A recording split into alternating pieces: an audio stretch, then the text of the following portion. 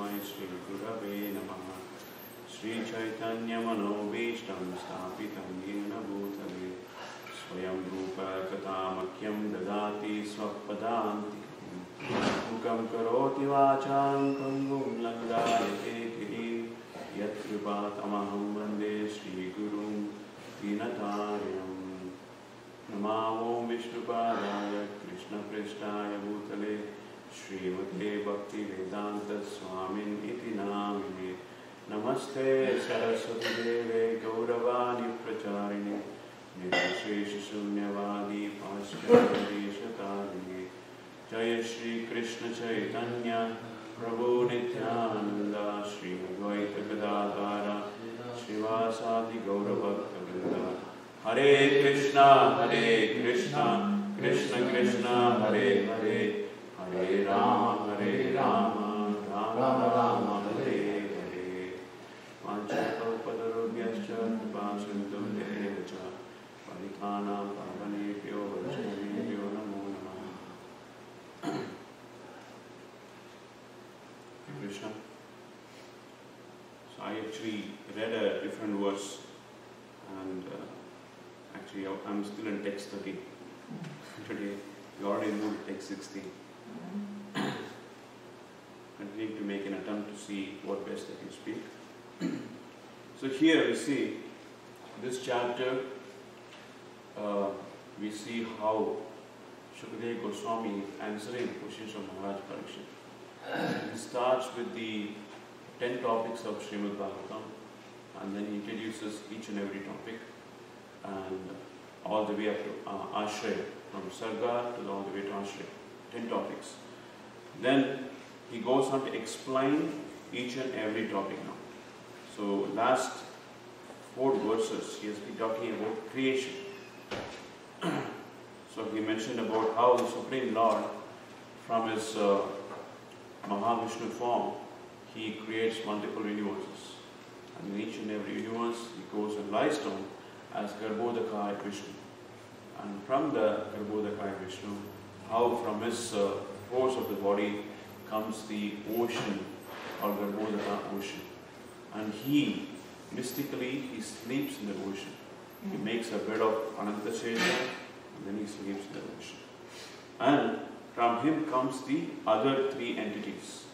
So we saw 3 entities, namely Adhyatmika, Adi Bhautika, and Adi Daivika.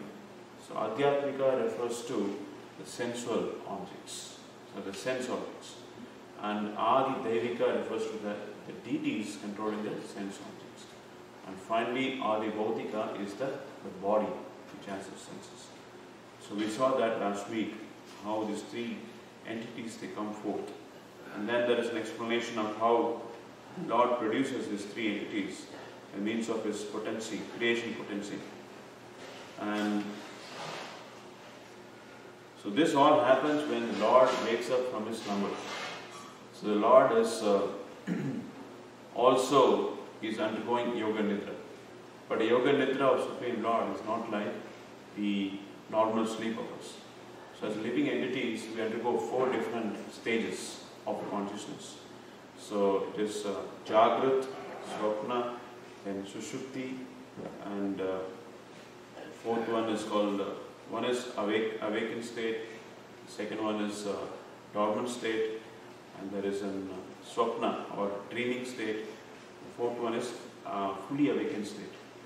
Fully awakened state is a liberated state. But all of the 3 entities are in the material realm. Material realm, the living entities sometimes can be awakened, sometimes can be dormant. So dormant is when they are put into the body of Mahavishnu. So they are completely inactive. So they cannot do anything. So they are completely inactive, they are in dormant state. So whereas when it is out, when the living entity is outside, in the embodied state, put inside a body, then there can be 2 states, Swapna and awakened state. So they are awakened, they are doing their real activities, or they can be in dreamy state. That's the 2 possible states. But whereas the Supreme Lord, he doesn't have to undergo these kind of states. So these states are meant for the living entities. The Supreme Lord is always transcendentally awakened. But yet, he is in the transcendental sleep as well at the same time. So there's a very nice explanation in Padma Purana what he does in this Yoga Nidra. So he gives an example to Mother Laxmi. So he's speaking to Mother Laxmi. So he says that just like a fish, it thinks about its offsprings. And just like a tortoise thinks about its offsprings by meditation. The same way I also meditate upon my offsprings, the living entities. And especially those devotees of Krishna. His devotees are always in Krishna's thoughts. He always thinks how we can help them, how we can make them more spiritual. So he's always thinking in those aspects. And of course, the destroying the demons and everything is also definitely part of him. So he's always aware, self-aware, but yet he's in a transcendental smuggler. So he's also in, sometimes thinks about his devotees, how wonderfully they are giving their whole life, they're giving their whole life force for serving him, taking risks in order to push forward his message. So he always thinks about such devotees. Coming back to this topic, so we saw in the previous verse, Adi Daivam, Adhyatmam, Adi Bhutam, Iti Prabhu, Adhaikam, Paurisham Viryam, Tritha, Abhidatha, Tachunu. Just hear from me how potency of his lordships divides one into three, called the controlling entities, the controlled entities, the material bodies. Then we saw how from the sky situated within the transcendental body of manifesting Mahavishnu, sense energy, mental force and bodily strength are all generated, as well as the sum of the total of the fountainhead of the total living force.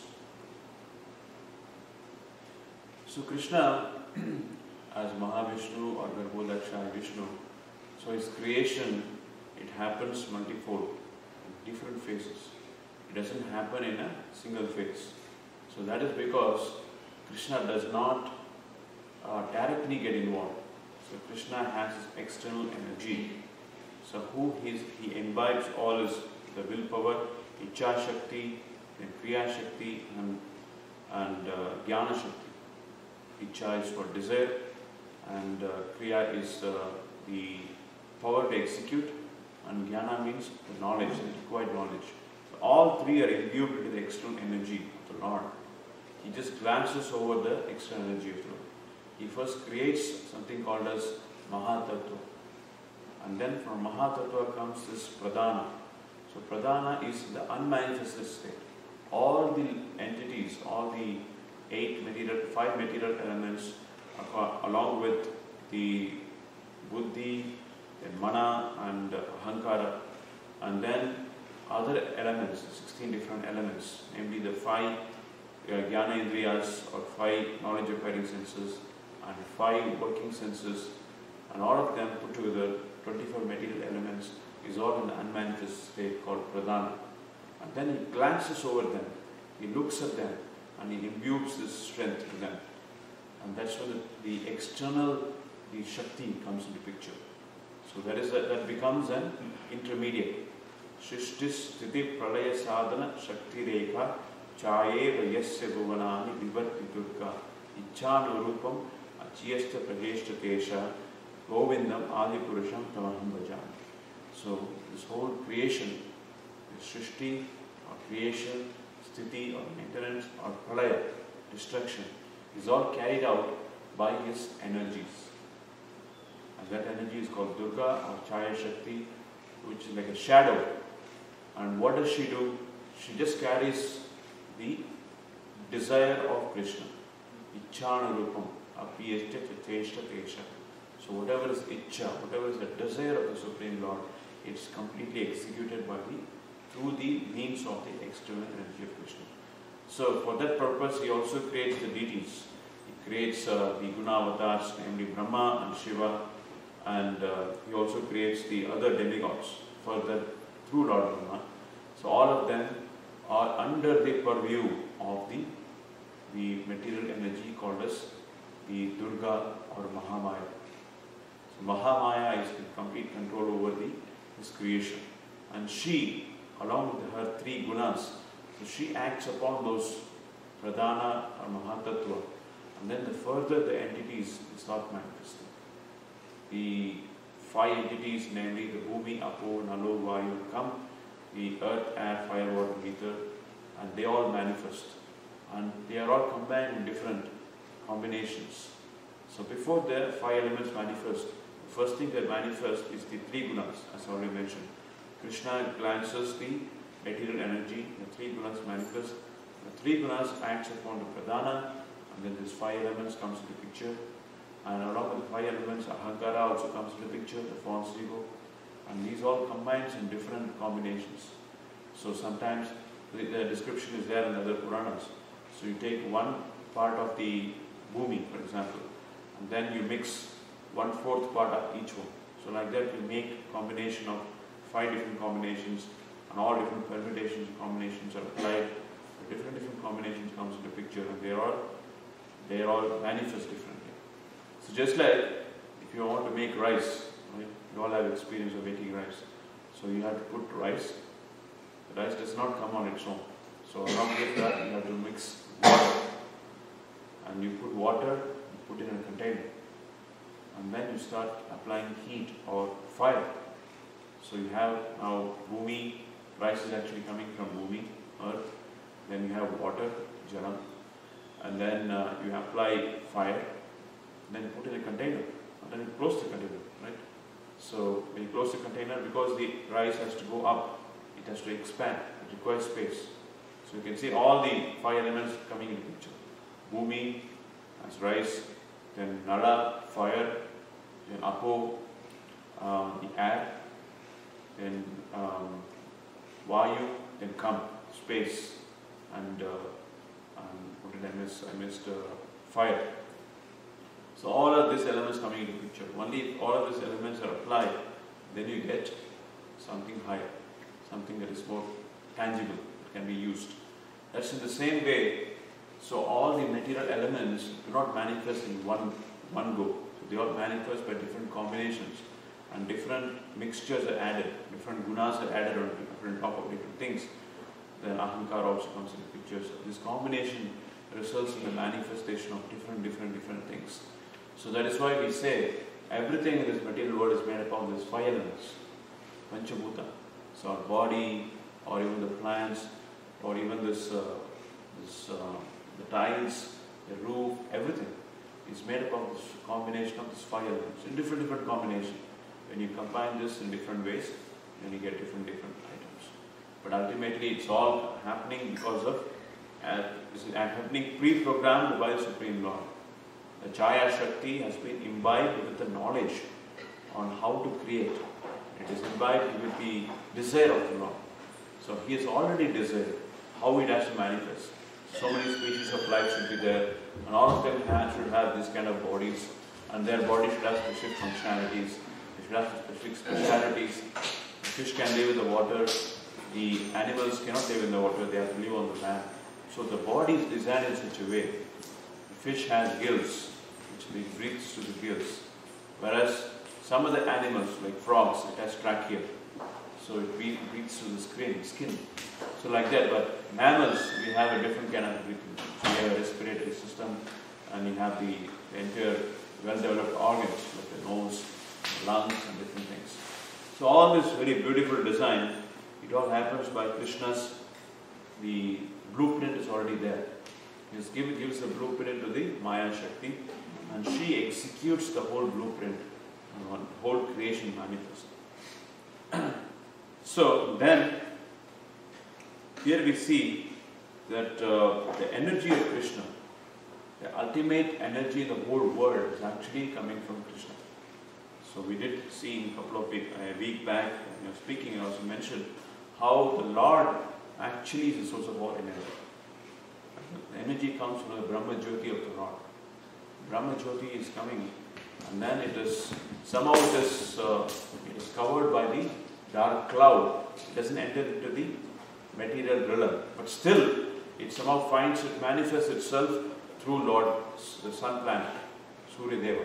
So he manifests the energy of Brahma Jyoti, and then he radiates this whole energy. And then he radiates, the sun radiates energy, and the moon also reflects the light. And the sunlight is the source of all life. Creation is one thing, but how does it maintain? Supreme Lord does it maintain? There has to be constant flow, outflow of energy. And that happens through the sun. The sun gives the light, plants absorb the light, plants produce different food products consumed by different other animals, and animals consumed by other animals, and jivo jivasya jivanam. That's how it progresses. So the entire source of life, entire source of energy is coming from sun planet, who is indirectly getting the energy from the Brahma Jyoti, and that's how this whole energy is completely driven. So there is a conservation of energy also. So the sun energy is conserved in the food products that you see. So we have nice vegetables. So vegetables also require moonlight. So we see in the Bhagavad Gita also Krishna says, I am the moonlight which nourishes the vegetables and fruits. So the taste is given by the moonlight. So in that sense, so everything is actually a manifestation of Krishna's energy. And Krishna very beautifully he says, the text number 13, he says, Eko nana vatam nana tvam anvichan yoga talpat samuttitaha viryam hiranmayam devo mayaya visrajat vidaha. So Krishna says, Eko nana vatam anvichan. He desires that one should become many. So everybody is situated in the body of Mahavishnu, and they are all dormantly put there helplessly. So he desires at appropriate time that this whole life has to come forth. So he lies in this causal ocean for long time. So it is said that the Brahma Samhita says that just by one exhalation and one inhalation, one exhalation, all the universe is manifest. Another one inhalation, all the universe goes inside it. And in that gap, all of them are remaining dormant. And that gap is like a kalpa, so many kalpas. So all the Brahma is all completely put to rest in that time. Then again creation happens. Such a long time. Creation is happening only because Krishna desires that we all get another opportunity. Just like the living in some of the prisoners are sometimes given a parole. Okay, now you have been a good and your whole activity has been good. I have been monitoring you. So you are given some bail. You can go, but you have to keep coming once in a while and visit the police station, and you have to report yourself. In the same way, the living entity is given a chance. So you missed the opportunity so far. You're not made back to home, back to Godhead. So I'm giving you another opportunity. So make use of this opportunity, and then come back to me. So that is the opportunity that Krishna gives us in order to come back to him. This whole creation process is for that purpose. And what does Prabhupada say here? Individual living entities are completely dependent on the total energy of Supreme Purusha. No one has independent existence, just as no electric lamp has an independent effulgence. Prabhupada gives this example again and again, how the entire city is illuminated. So the small child will think, oh, what a magic this is. So there is the fan is rotating, the light is being illuminated, and it all happens by magic. But an intelligent person knows there is an Adi Adhyatma factor here, there is an Adi Devam factor. So Adhyatma factor is what is externally manifest, the potencies, the senses, or the light bulb can illuminate. But the light bulb has to be connected. Connection is the Adi Devam. It has to be connected to the powerhouse. Powerhouse is the Adi Devam. So that is, they have the switches. You put on the switch, so if somebody does not pay the electricity bill, just turn off the switch. There is no electricity. So they have the control there. And in the same way, the entire body has been manifest. Although there is the transducer is there, which converts the electrical energy to mechanical energy, but still the rotor, the motor, everything has to work in order for the fan to rotate. there are so many different parts of creation. There are so many different aspects of creation. There is an Adi Bhutam, there is an Adi Devam, and there is an Adhyatma factor. This is very important to understand. So a real scientist actually goes through all these details. He sees that everything is made up of the three entities. The real entity of the spirit soul, and the body, and the Adi Devam factor, which controls all of these things.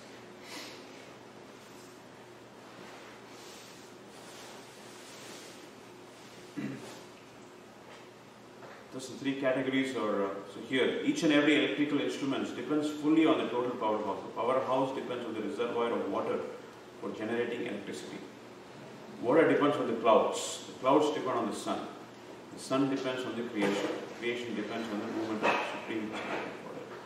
So in the similar way, in Bhagavad Gita also Krishna explains that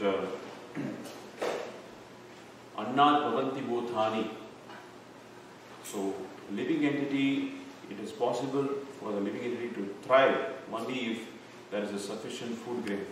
Annat Bhavanti Bhutani. Then comes what? Parjanya Anna Sambhava. So the Anna or the food grains can be produced only if there is sufficient rainfall. If there is no sufficient rainfall, the food cannot be produced. And then Parjanya, how does the rain come? Yajnat Bhavati Parjanya. By performance of yajna, performance of sacrifices, the rain comes. And how does these sacrifices are performed? The sacrifices are performed when everybody does their allotted duties according to the Varnashma Dharma. So, yajna karma samudbhavaha. So, the yajna is possible by everybody performing their proper allotted duties. So, it's very important. It's like this.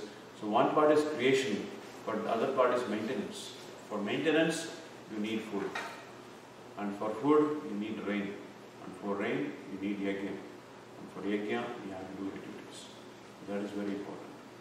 So that is why Krishna is very important, attaches a lot of importance in performance of yajna and performance of karma. So he says that it doesn't matter, even if it is you are wrongly performed, continue to perform your duties. Because everybody is not perfect. So we do our duties, but we might do a lot of different offenses, a lot of different mistakes. So you're worshipping deities, you might do some mistakes. So when you're cooking, you might do some mistakes. So that mistakes is definitely, and it's due to the fallible nature of the living entity. So we all make mistakes. Error is human, but to continue the error is not human. So we have to realize our mistakes and we have to correct ourselves. Constantly we have to look for improvement. So improvisation is the only way to sustain us. So everything has, you can see how so earlier we used to live in thatched roof houses. Then you build nice houses with all the amenities, with the appliances, everything, making our life comfortable. So always there is an improvement of the quality of life. So we always try to do that. The same way, one's services, one's consciousness should always continuously improve. We should never become stagnant. So stagnance means fall down. So we can never be stagnant. The living entity always has to continue to go towards Krishna, make progress to the spiritual life. So it cannot be stagnant. If you're stagnant, then the material nature automatically pushes us. So somebody can say, okay, I'm chanting one round, so I will continue to chant one round.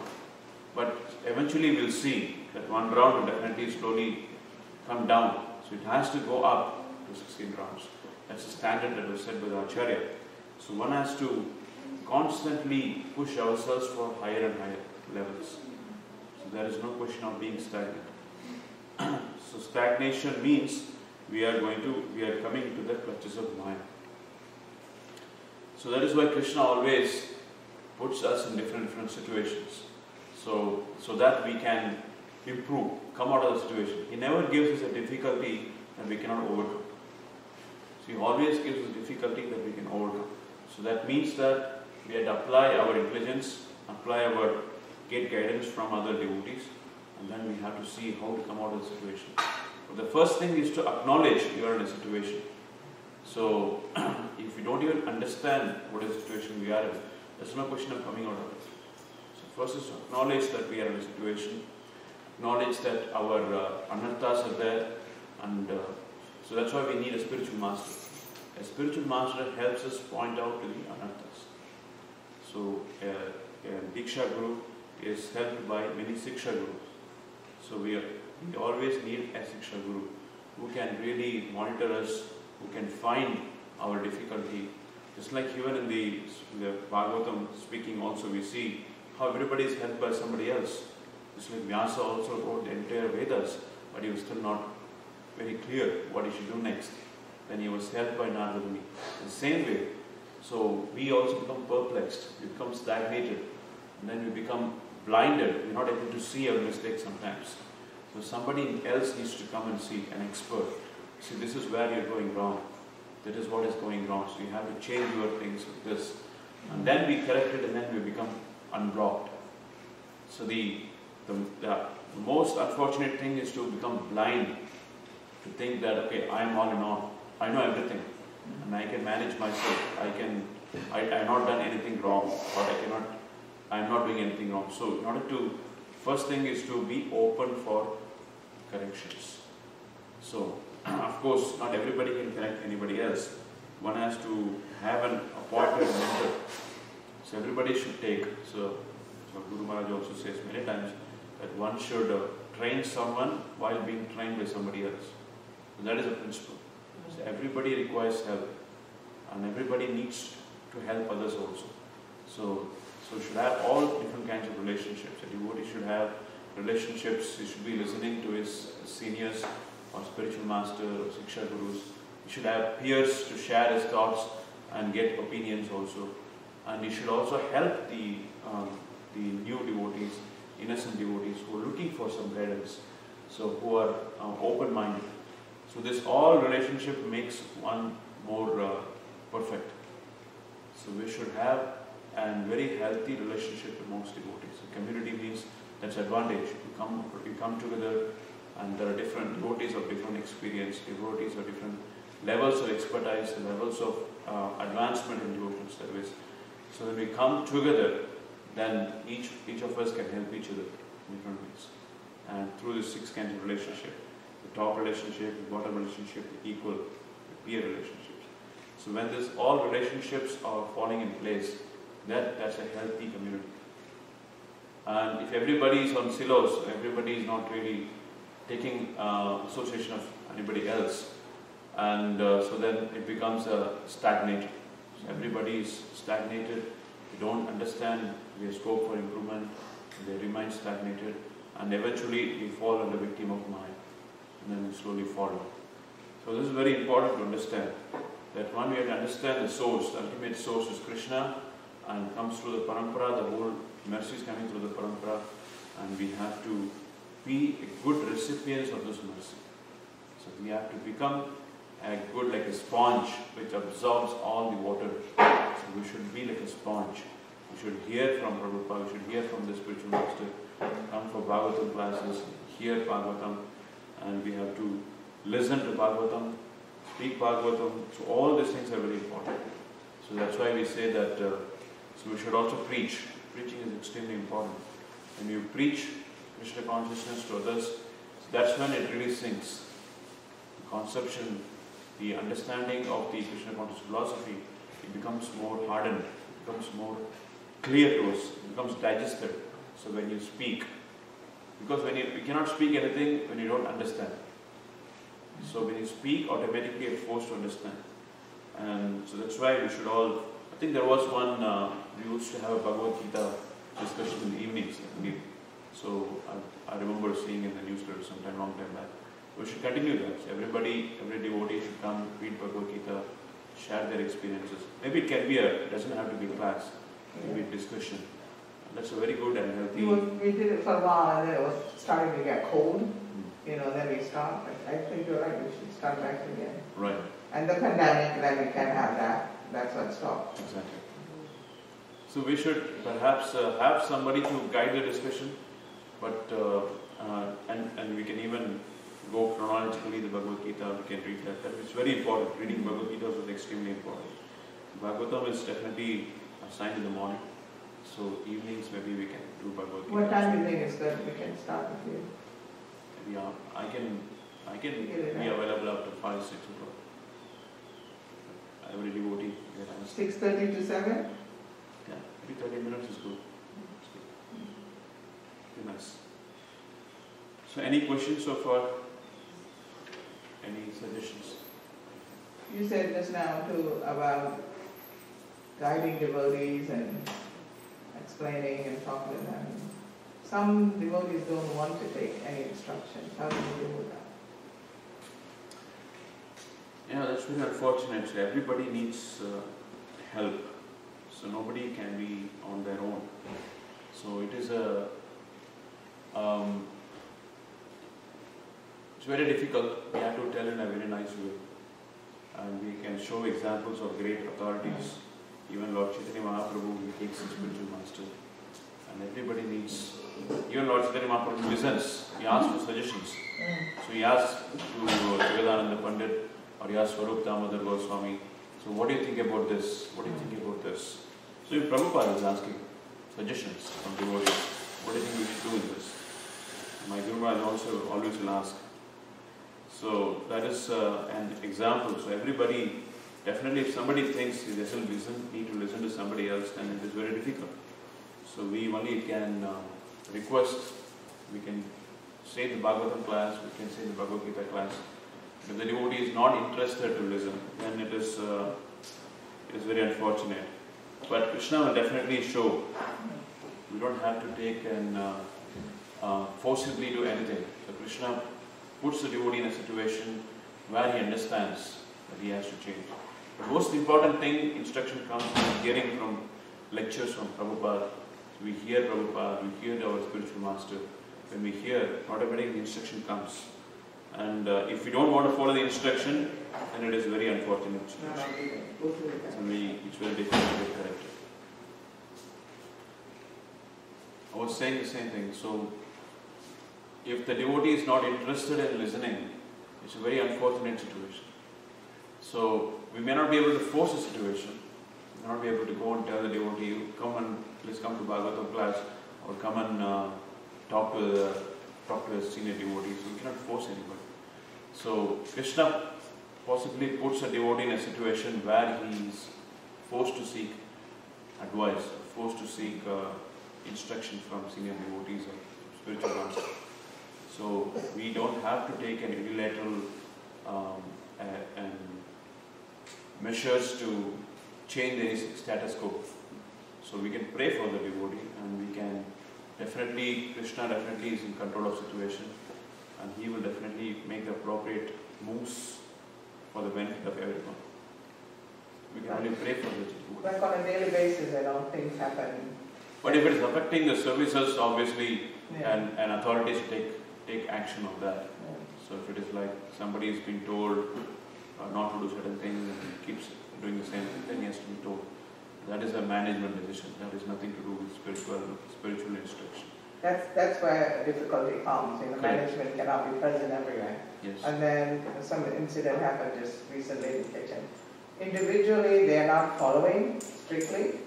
Then something else takes over them. Anger. Usually, that's what it is.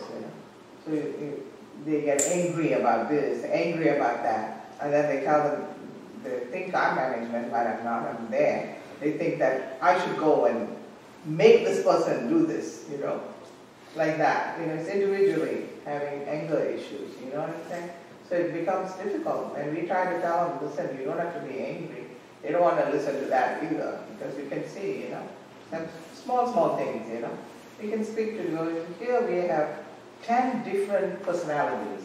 We all have different habits. Some is super clean, some is medium clean, some is not clean, some is disorganized. But we have to learn how to tolerate. If you tell them 10 times, they're still the same way because they're just that way. But basically, they can come to a level to be at least maintainable, Because we come here, we want everything to be the same way like we do in our house or somewhere else, Exactly. So it's difficult. So you have to have patience with these devotees. Another thing which helps me, if I'm sharing this with everyone, I've learned through this experience. Someone will come to you so angry, you need to go talk to that person now. They just did it just now. And I said, okay, but I'm not going to do it now. Because once they tell you, you already build up, you go, it's not going to come out. It's not a crime they did, you know. Just wait. And after everything cools off, the next time you come, that helps me a lot. For me to stabilize but a lot of times I get these devotees come and just say, this person just did this, you have to go tell them right now. And I said, I will not. And then they get upset at me too, you know. But I will address it later, you know. Bhagavatam class is very important. Important a factor, or it's an opportunity for reading from the scriptures. And we see Prabhupada is always making points. That's what Prabhupada always says. When you read my book, you always get a new revelation every time you read. So definitely a devotee is listening and reading Bhagavatam will never be highly agitated. It's only because of the lack of proper sadhana that becomes so highly agitated. Definitely it all comes to the baseline. Baseline is good sadhana. Everybody does proper chanting. Everybody comes to Bhagavatam class. And have a minimum set, like an attend the Darshanarti, if not Mangalarti, minimum Arati attendance, and at least few classes in a week, not all everyday classes, at least 3 or 4 classes in a week. And so everything gets automatically resolved and everybody follows the codes of conduct in the Krishna consciousness, so that most of the problems are resolved there. And anything else can always be spoken and talked to, and then things can be resolved. Everything is resolvable, you know. Correct. But it all starts with sadhana. If we don't have good sadhana, then it all reflects in our consciousness, actually. Thank you. I just remembered years ago when Guru Maharaj, Avichandra, and Religious Root Prabhu were here. I think it was Kavichandra Maharaj, maybe it might have been Rupananda Prabhu. But they were here discussing different things. And so we were going to the kitchen, and I was mentioning that it was hard to cook on a wood-burning stove. And so they said, well, you know, you have to boil the milk 3 times. And I said, oh, I didn't know that. And yeah, it was Rupananda Prabhu. He looked at me and goes, yes, you did. And I said, no, I didn't know you had to boil the milk 3 times. He goes, yeah, you did. And I'm like, well, no, I didn't, you know. And so then Guru Maharaj said, well, that's the problem because nobody's trained anymore. And that was probably 80, you know. And then Ravindra Swarupa Prabhu said, no, he says, that's the problem, is that you have to train the younger devotees. He said, but don't expect any thank yous. It's really a good point, but the new ones are so untrainable. The older ones are like, they can understand, listen. The new ones, I find them very few want to listen, you know. They just want more question and don't want to listen. So it becomes harder on the people who are trying to teach them, you know. Understand what I'm saying? So, yeah, I've seen. New ones are harder. I've seen many nice temples in India. Yeah. But there's a whole scheme of things. For everything there is a proper training, consciousness, what it is to be. And there is for example, for Grahasthas, there's a whole discussion, seminars that goes on throughout there. So how to deal with different issues, different problems. And for brahmacharis, so like that, there is a complete training procedure for everything. Every small thing, details, is a lot of training. And everybody is properly well trained, and their consciousness is also very good. The temple goes very smoothly. But here we are. That's the key. That's the key. But you need to have more people for that. Right. You know, the training people, that it has to be more than 3 or 5 people. You know, you need more devotees. Then you can do that. Yeah, that's one thing that the Indian temples have. Lots of devotees. Yeah, they have so many devotees. Yeah. Thank you, Prabhu. Thank you very much. That way, Prabhu, for Prashad. Can you listen? Let me see.